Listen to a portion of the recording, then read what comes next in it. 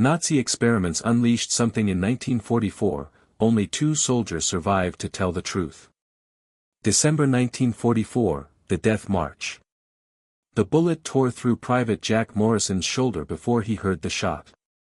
He hit the frozen ground hard, snow exploding around him as machine gun fire ripped through the column of American POWs stumbling through the Ardennes forest.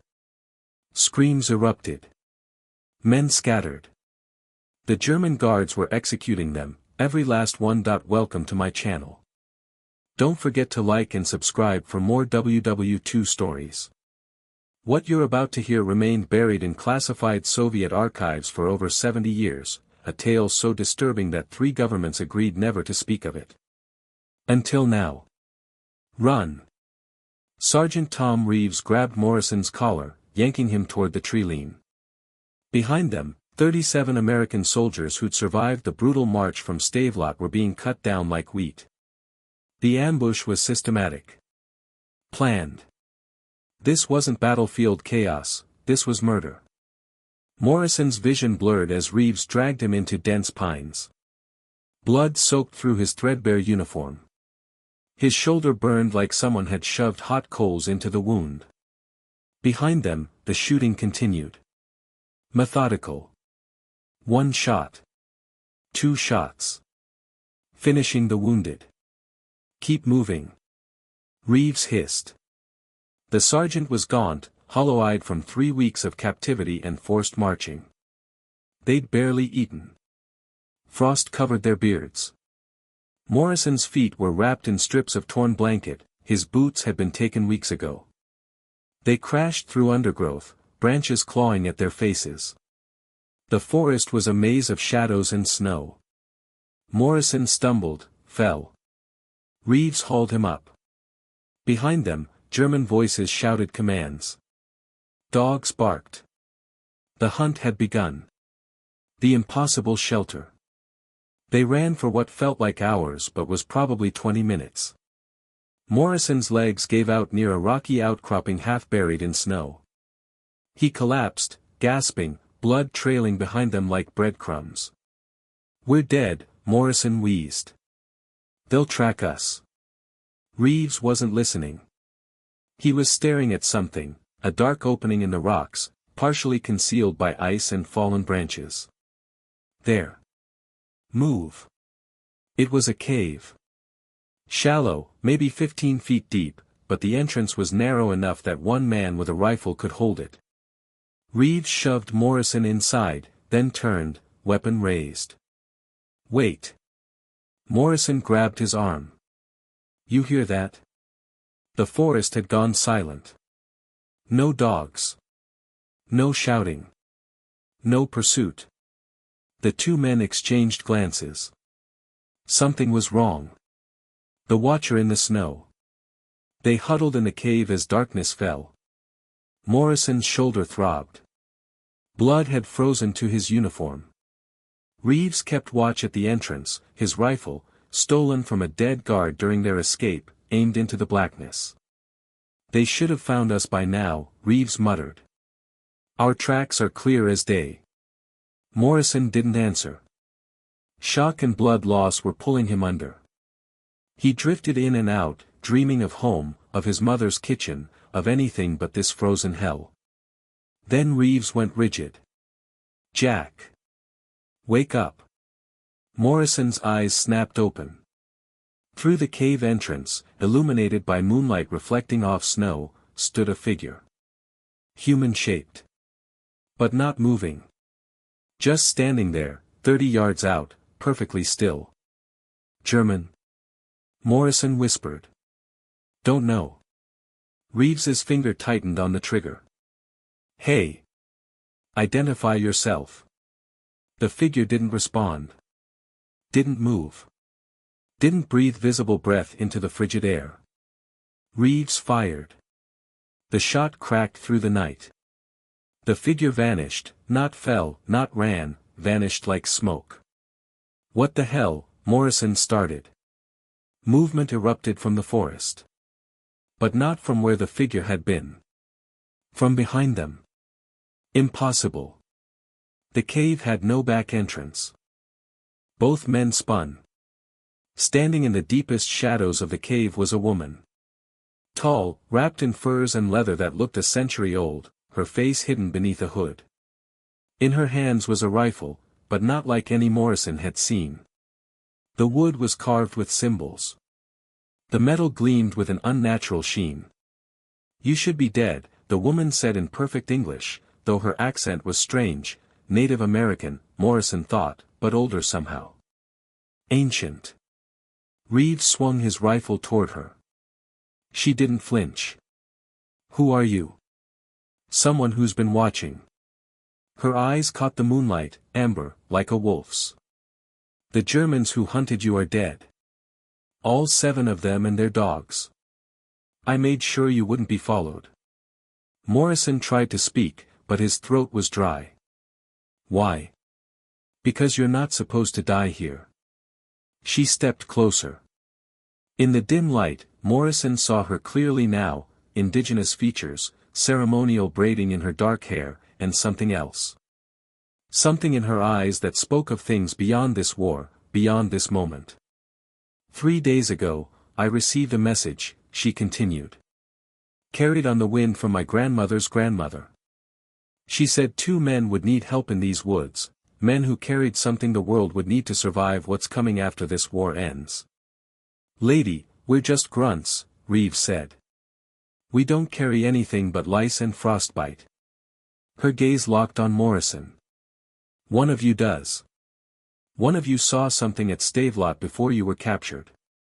Something the Germans desperately want to keep buried." Morrison's blood went cold.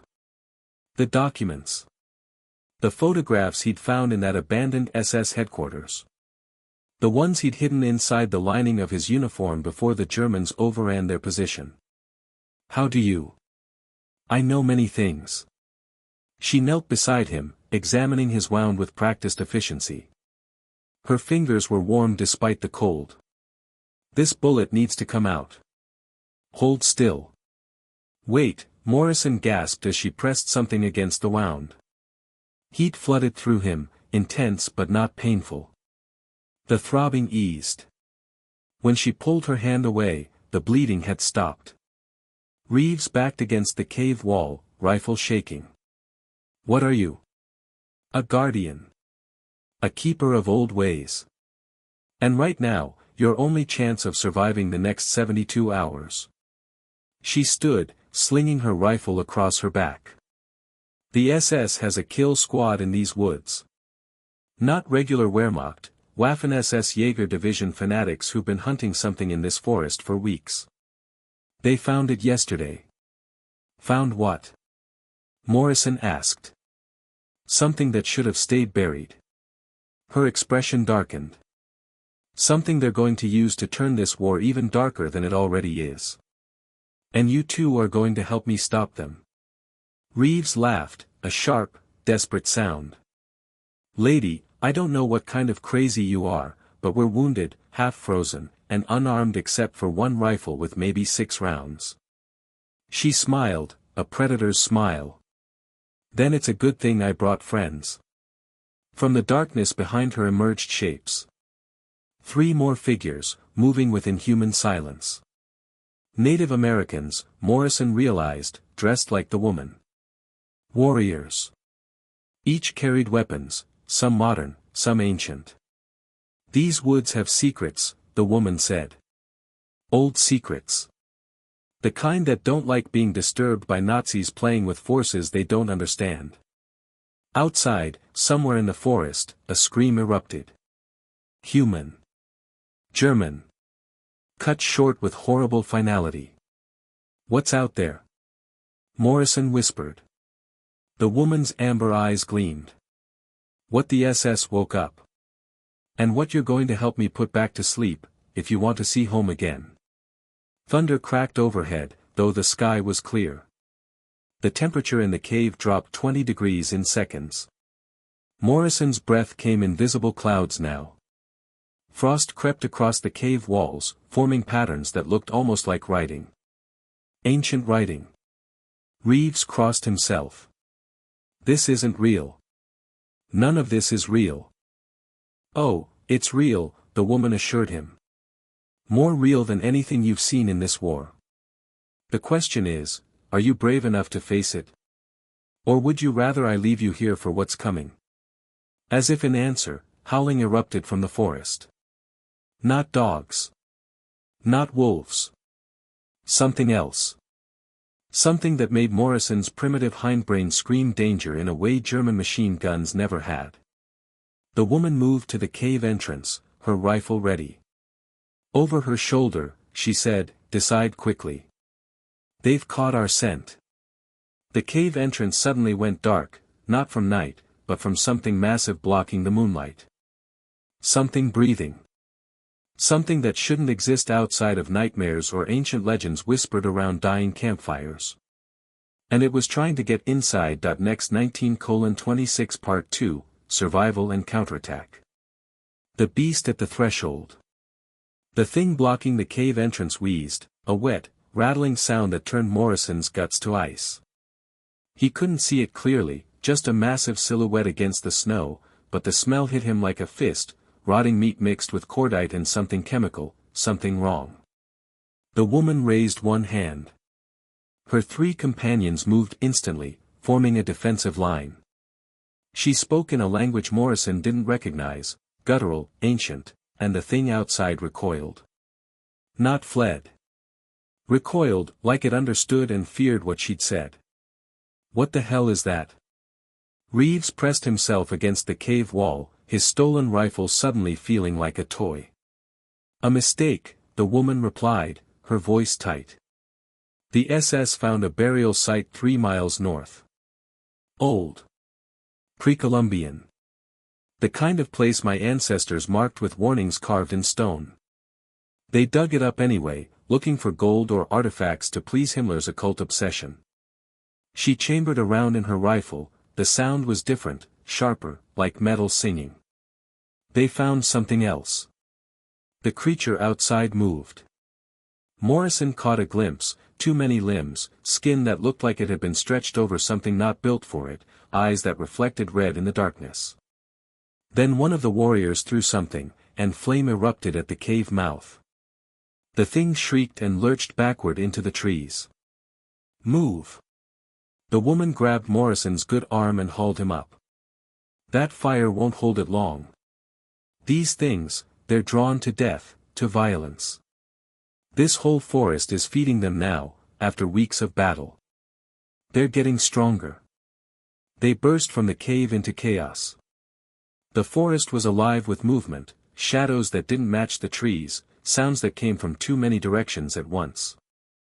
The 3 warriors moved in formation around Morrison and Reeves, weapons ready. One carried a Tommy gun wrapped in leather and carved symbols. Another had a Springfield rifle modified with what looked like bones lashed to the barrel.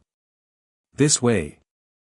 The woman led them through the darkness with impossible confidence, never hesitating, never stumbling.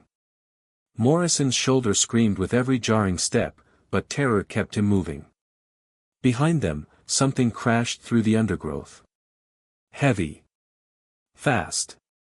Hunting. The SS installation. They ran for 30 minutes before the woman suddenly dropped to a crouch, hand raised. Everyone froze. Through the trees ahead, Morrison saw lights, electric lights, generator-powered. A German installation, small but heavily fortified. Barbed wire. Guard towers. And at the center, a large tent with armed SS guards posted every 10 feet. That's where they're keeping what they found, the woman whispered. She pulled out binoculars, military grade, American issue, Morrison noticed. Where had she gotten those? 16 guards visible. Probably more inside. They've got a radio antenna, so reinforcements are within calling distance. Reeves shook his head. You want us to attack an SS position? The 2 of us and your friends? That's suicide. No. Her amber eyes fixed on Morrison. I want you to get inside that tent and photograph everything. The documents in your uniform lining prove the SS was conducting experiments at Stavelot. What's in that tent proves they were successful. Morrison's blood ran cold. How do you know about? I told you. My grandmother's grandmother sent word. She tapped her temple. The old ways see things modern eyes miss. You stumbled onto evidence of Die Glock, the Bell Project. Nazi experiments with time manipulation, dimensional travel. Insane science mixed with stolen occult knowledge. Your photographs show the machines. What's in that tent shows what happens when those machines work. That's impossible, Reeves breathed. You just saw something that shouldn't exist try to eat you, one of the warriors growled. Maybe expand your definition of impossible. The woman ignored them, her gaze locked on the installation. The SS brought something back from the burial site. Something old. They're trying to control it, weaponize it. If they succeed, if they figure out how to replicate what they've done, this war gets worse. Much worse. Morrison felt the weight of the photographs hidden in his uniform's false lining.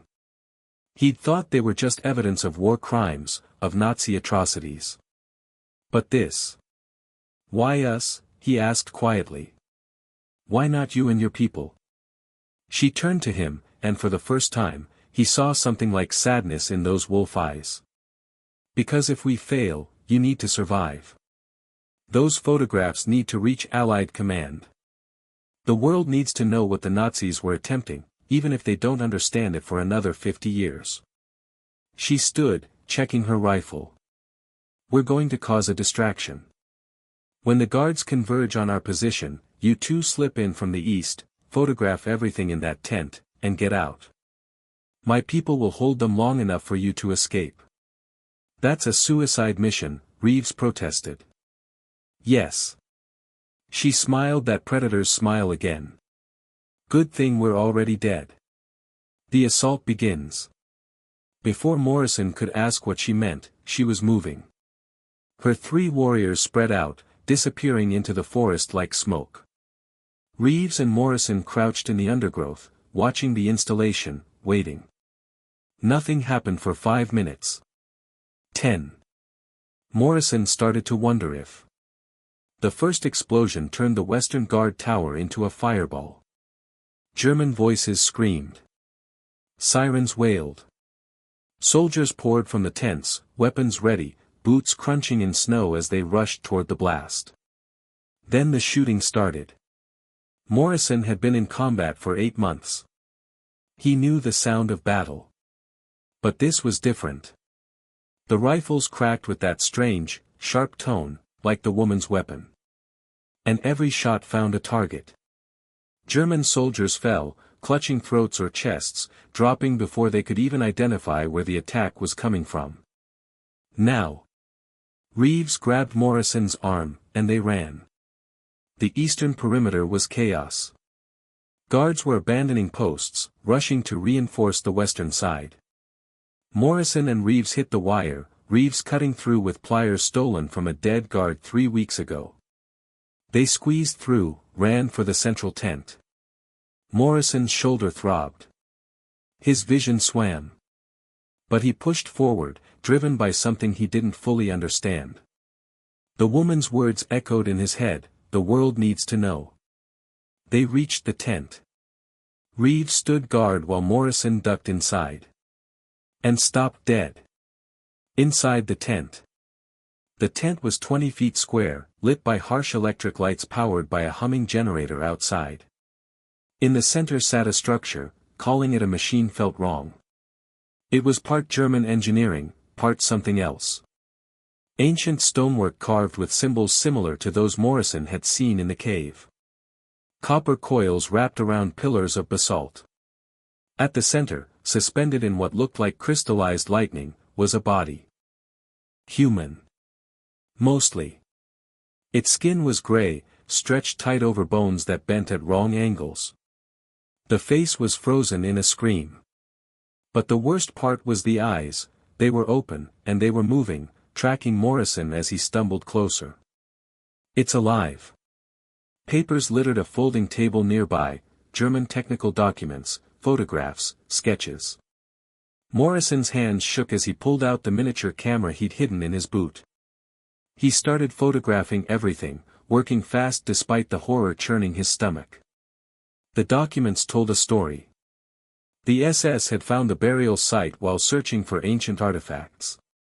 Inside, they'd discovered bodies, warriors from some forgotten tribe, preserved by methods modern science couldn't explain. And one of them hadn't been quite dead. The Nazis had transported it here. They'd tried to revive it fully, to communicate with it, to learn its secrets. They'd used equipment from Die Glock project, machines designed to manipulate space and time. And something had worked. But not the way they'd intended. Morrison photographed a report marked Geheim, secret. It described how 3 researchers had been absorbed by the entity when they tried to extract it from the preservation matrix. How the creature was growing, changing, incorporating their knowledge. How it was spreading, infecting other bodies, creating the things now hunting through the forest. Jack. Reeves's urgent whisper. Company. Morrison grabbed the last few documents, shoving them inside his uniform with the photographs. As he turned to run, the suspended body's eyes locked onto his. Its mouth moved, forming words in a language older than German, older than English, older than anything Morrison had ever heard. But somehow, he understood the meaning: release me, and I will end this war. I will devour them all. Not a chance, Morrison whispered back. He ran for the exit.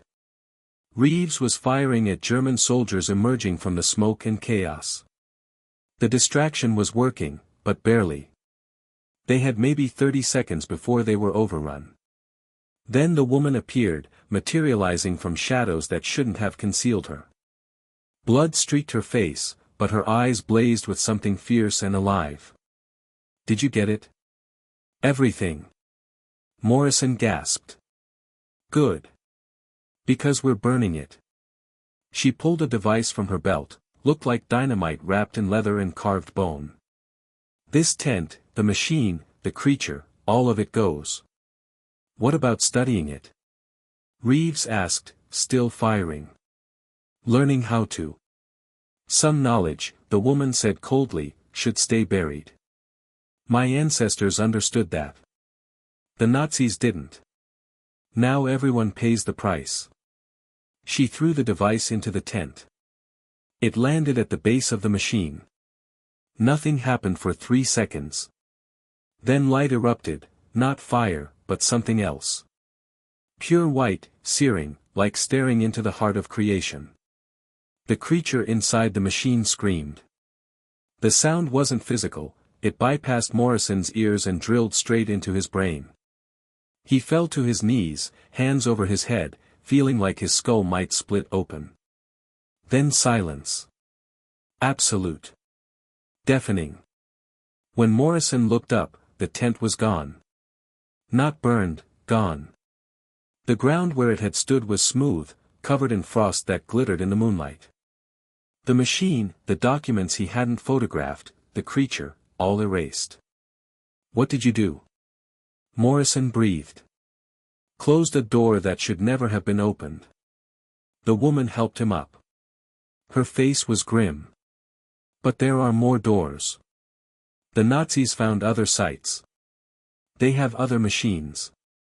What you photographed tonight might be enough to convince Allied command to stop them before.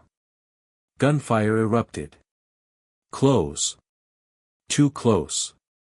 An SS officer appeared through the smoke, tall, immaculate despite the chaos, holding a Luger with disturbing steadiness. His death's head insignia gleamed in the firelight. Behind him, a dozen soldiers emerged, weapons raised. Fascinating, the officer said in perfect English. We thought all the indigenous warriors had been eliminated from this region decades ago. It seems we were mistaken. The woman's warriors appeared from the shadows, weapons trained on the Germans. Standoff. 30 feet between both groups. One wrong move and everyone dies. The SS officer smiled. You've destroyed valuable research. Months of work. But no matter. We have the formulas, the calculations. We can rebuild.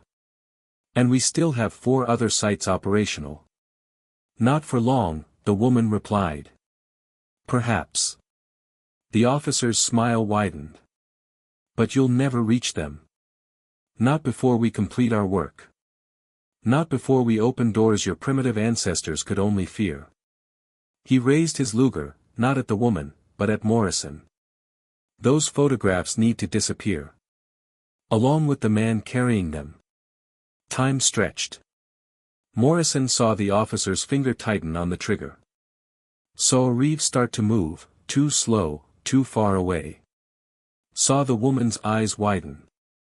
Then the forest exploded with movement. The creatures, the things the Nazis had inadvertently created when they disturbed that ancient burial site, came howling out of the darkness. Not attacking the Americans. Attacking the Germans. Because the woman's ritual had severed their connection to the Nazis' control, and now they were hungry, angry, and completely unrestrained. The SS officer's scream was cut short as something with too many teeth dragged him backward into the trees. His soldiers fired wildly, but bullets meant nothing to things that had already died once. And in the chaos, Morrison felt the woman's hand on his shoulder, her voice urgent in his ear, "Run. And don't stop until you reach Allied lines. What you carry is more important than any of our lives." As they fled into the night, Morrison glanced back once.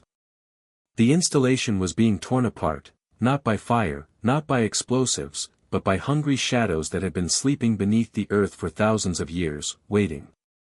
Waiting for someone stupid enough to wake them up. Next 19:29 Part 3, The Final Battle and Victory. The Race Against Dawn. They ran through the forest as the screams behind them faded into a silence somehow worse than the noise. Morrison's legs burned, his shoulder felt like it was tearing apart, but the woman kept pulling him forward. Reeves stumbled beside them, his face gray with exhaustion and terror. "How far to Allied lines?" Morrison gasped. 12 miles. The woman didn't even sound winded. "But we're not going to Allied lines." "Not yet." Morrison tried to stop, but she yanked him forward. "What? You said." "I said you needed to survive to get those photographs out. I didn't say when." Her amber eyes blazed in the darkness. The SS officer wasn't lying. They have 4 other sites. 4 other machines trying to rip holes in reality. If even one succeeds before dawn, what happened back there will look like a training exercise. Behind them, one of her warriors appeared, a young man with a face painted in ceremonial patterns, bleeding from a gash across his ribs. He spoke rapidly in their language. The woman's expression darkened. "Schneider's dead. The creatures got him before we could pull back." She paused, and for the first time Morrison heard grief in her voice. He was 19. This was his first mission. "I'm sorry," Morrison said quietly. "Sorry doesn't stop what's coming." She turned to her remaining 2 warriors. "We split up.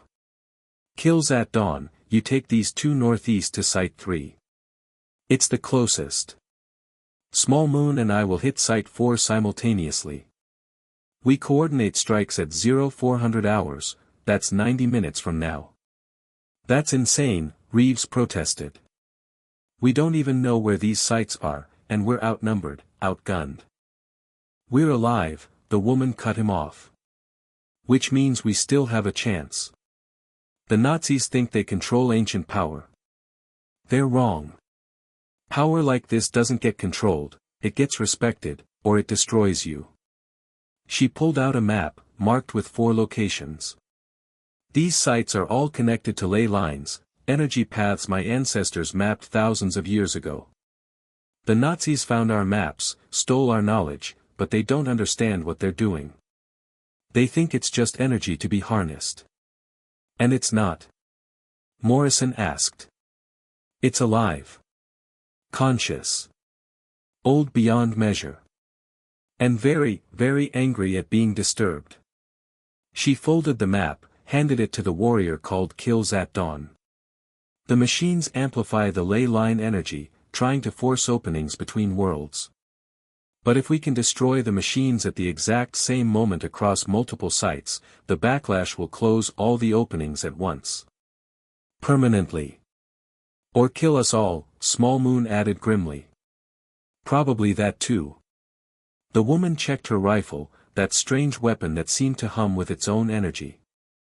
But if we don't try, what comes through those openings will make Hitler's final solution look merciful. Site 3, the factory.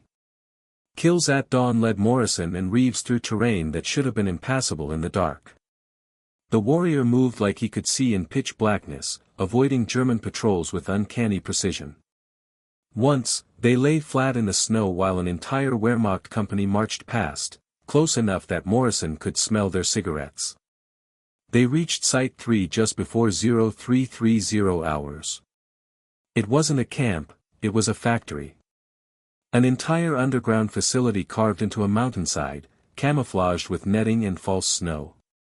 Electric lights blazed from windows cut into the rock. Guards patrolled with German shepherds. At least 50 soldiers visible, probably twice that many inside. "We can't assault that," Reeves whispered. "It's a fortress." Kills at Dawn smiled, the same predator's smile the woman had. He pulled items from his pack, what looked like C4 explosive wrapped in the same carved leather Morrison had seen before, small clay pots sealed with wax, and a journal filled with symbols that hurt to look at directly. "We don't assault," the warrior said in heavily accented English. "We sabotage. You two create distraction at north entrance. I go in through ventilation system, place charges at machine core. When you hear explosion, run south. Don't stop, don't look back. Understand?" "What about you?" Morrison asked. The warrior's smile faded. "I do what warriors do. I protect my people, even if my people are two lost Americans who stumbled into a war older than their country." He clasped Morrison's shoulder. "Your photographs, they matter. Get them home. Tell them what the Nazis tried to do. Make sure it never happens again." Before Morrison could respond, Kills at Dawn was moving, flowing through shadows toward the facility with inhuman grace. The distraction. Morrison and Reeves circled to the north entrance. Two guards stood smoking, relaxed, bored. They had no idea death was creeping through their facility's ventilation system at that very moment. "How do we do this?" Reeves asked. His hands shook on his stolen rifle. "We're not exactly special operations." Morrison thought of the photographs hidden in his uniform. Thought of the creature in the tent, the things hunting through the forest, the SS officer's cold smile as he described 4 other sites. Thought of Kills at Dawn, alone in that facility, placing explosives that would probably kill him when they detonated. "We do what we have to," Morrison said. He checked his rifle, 3 rounds left. Reeves had 5. Against 50 armed soldiers. "You remember that grenade you lifted off the dead guard last week?" Reeves's eyes widened. "You said we were saving it for emergencies. This qualifies." Morrison took the grenade, pulled the pin, and threw it at the north entrance before he could reconsider. The explosion ripped through the quiet night. The guards fell, dead or wounded, Morrison didn't know.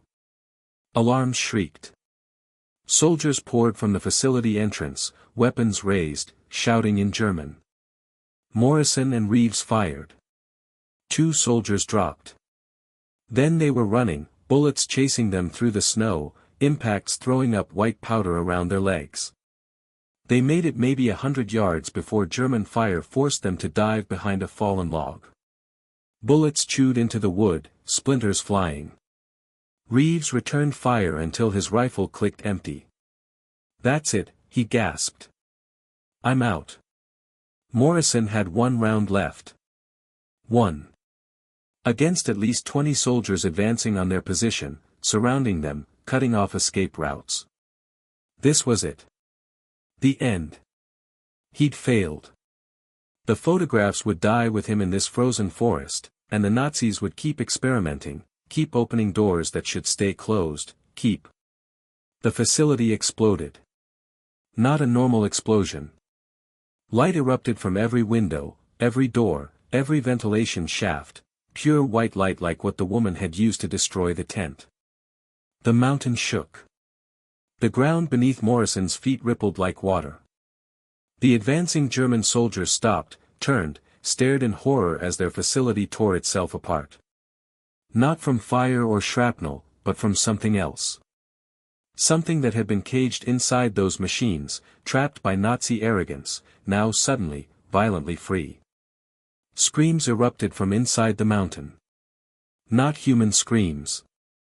The sound of reality itself being wounded. Then silence. The light faded. Where the facility had been was now just a smooth mountainside, like the entrance had never existed. Like hundreds of tons of rock and steel and human ambition had simply been erased from existence. Jesus Christ, Reeves breathed. Morrison didn't answer. He was staring at the spot where the entrance had been, thinking about kills at dawn inside when the charges detonated. 19-year-old Schneider torn apart by creatures that shouldn't exist. The woman and Small Moon attacking another site right now, probably dying just as heroically and pointlessly. All to stop something most people would never believe existed. The final site. They found the woman 3 miles south, sitting against a tree, blood soaking through her furs. Small Moon was dead. Morrison could see his body 20 feet away, riddled with bullets. The woman's amber eyes tracked them as they approached, but she didn't move. Site 4. Morrison asked, already knowing the answer. Destroyed. She coughed, blood flecking her lips. Kills at dawn. Site 3 is gone. He's.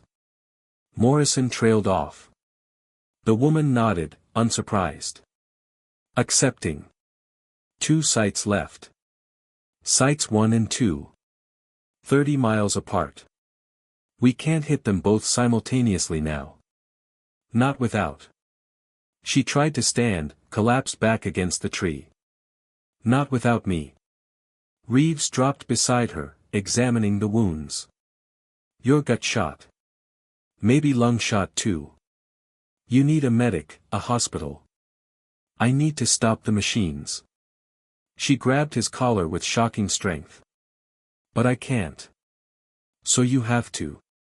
We're just infantry, Morrison protested. We don't know how to. Yes, you do.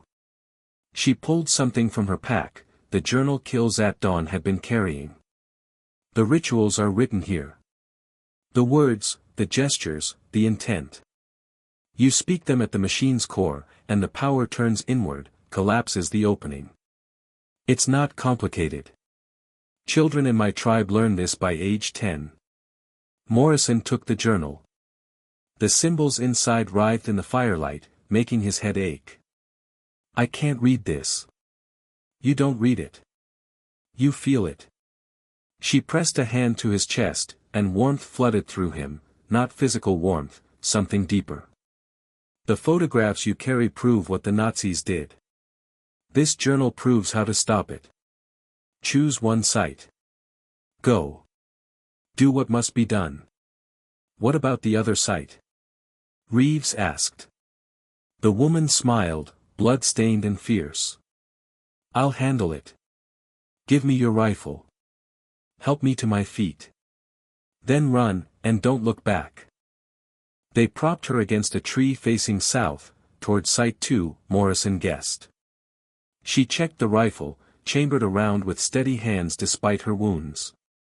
Looked like a warrior princess from some ancient tale, covered in blood and snow and absolute conviction. One more thing, she said as they turned to leave. After tonight, they'll try to bury this. Make you sign papers, threaten you, maybe worse. Don't let them. Those photographs, they're proof. Not just of Nazi atrocities, but of what humanity's capable of when we forget that some boundaries exist for good reasons. I don't even know your name, Morrison realized. Names have power. Mine was taken when I accepted this path. She looked at him with those wolf eyes, ancient and knowing. But my grandmother's grandmother was Morning Star. Remember that name. Remember this night. And when they try to make you forget, when they try to classify everything and lock it away, remember that truth has a way of surviving, even when buried. Site 1, the final machine. Morrison and Reeves reached Site 1 as dawn broke. It was smaller than the others, just a clearing with the machine at its center, exposed to the elements. Maybe a dozen guards, half-frozen, stamping their feet for warmth. They hadn't heard about Sites 3 and 4 yet. Didn't know their entire operation was collapsing. The machine was beautiful in a terrible way. Copper and stone and crystallized lightning, humming with power that made Morrison's teeth ache. At its center, something was forming, a doorway, a wound in reality itself, growing larger with each pulse of energy. How do we do this? Reeves asked. Morrison opened the journal. The symbols swam before his eyes, but the woman had been right, he didn't need to read them. He needed to feel them. And somehow, impossibly, he did. The meaning flowed into him like water, words to speak, gestures to make, intent to hold. Close what should not be open. Heal what should not be wounded. Return what should not be here. Create a distraction, Morrison said. I need 3 minutes at the machine's core. Jack, you'll be completely exposed. I know. Morrison gripped the journal tight. But this is why we survived. Why she saved us. This moment. Now go. Reeves nodded, checked his rifle, still empty, but the Germans didn't know that. He stepped into the clearing, hands raised. Don't shoot. American soldier. I surrender. The guards rushed him, shouting in German. Morrison used the chaos to slip around the clearing's edge, approaching the machine from behind. The humming grew louder, resonating in his bones. The doorway at the machine's center was almost large enough now for something to come through. He could see shapes on the other side, hungry, ancient, waiting. He reached the machine's base. Placed his hands on the copper coils, feeling power surge through him. Opened the journal, spoke the words he somehow understood despite never having heard them before. The machine screamed. Light exploded from its core, not white like before, but every color simultaneously, painful to see. The doorway collapsed inward, dragging the half-formed shapes with it. The guards forgot Reeves, turned toward Morrison, raised their weapons. And the machine imploded. Morrison threw himself backward as metal and stone twisted inward, folding into impossible geometries before vanishing with a sound like reality itself sighing in relief. The guards were thrown backward by the shockwave. The clearing was suddenly silent except for ringing ears and labored breathing. Morrison looked down at his hands. They were unmarked, but he could still feel the power that had flowed through them. Ancient. Terrible. Beautiful. Jack. Reeves was beside him, pulling him up. We need to move. They're calling for backup. They ran into the dawn, leaving the guards scattered and confused behind them. Ran south toward Allied lines, toward safety, toward home. Behind them, Morrison heard a single rifle shot echo through the forest, sharp, clear, final. Site 2 had just fallen. The woman had succeeded. But at what cost? 6 weeks later, somewhere in England. Morrison sat in a sterile military office while 3 men in suits examined his photographs. They'd been at it for 2 hours, speaking in low voices, occasionally glancing at him with expressions he couldn't read. The photographs were clear. The documents were damning. Evidence of Die Glock project, of Nazi experiments with dimensional travel, of machinery that defied known physics. Everything needed to prove what Morrison had witnessed. Finally, the lead investigator, a colonel with cold eyes and a British accent, spoke. Private Morrison, these photographs will be classified. The documents you carried will be secured. You will sign a non-disclosure agreement. You will never speak of this mission to anyone, not your family, not other soldiers, not journalists. Are we clear? But the public needs to know. The public, the colonel cut him off, needs to win this war without panicking about Nazi superweapons that may or may not have existed. These photographs raise more questions than they answer. Questions that could undermine morale, create paranoia, or worse, inspire copycat research. Morrison felt rage building in his chest.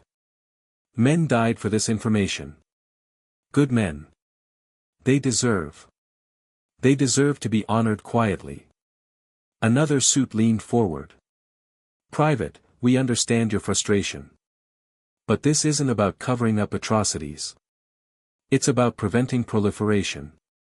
If word gets out that the Nazis nearly succeeded in opening dimensional portals, how long before the Soviets try? Before we try? Some knowledge is too dangerous to share. Morrison thought about the woman bleeding against that tree, telling him truth has a way of surviving. Thought about kills at dawn and Schneider and Small Moon, dying to stop something most people would never believe existed. I want their names recorded, Morrison said quietly. Maybe not publicly. But somewhere. Recognition that they served, that they sacrificed, that they saved thousands, maybe millions, of lives. The colonel's expression softened slightly.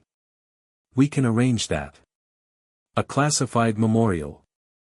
Their families will receive honors, though they won't know the full truth. And the woman? The leader? We have no record of her. The third suit frowned at his notes. No indigenous soldiers matching your description were active in that theater. No tribal elders reported missing members. It's as if she never existed. Morrison wasn't surprised.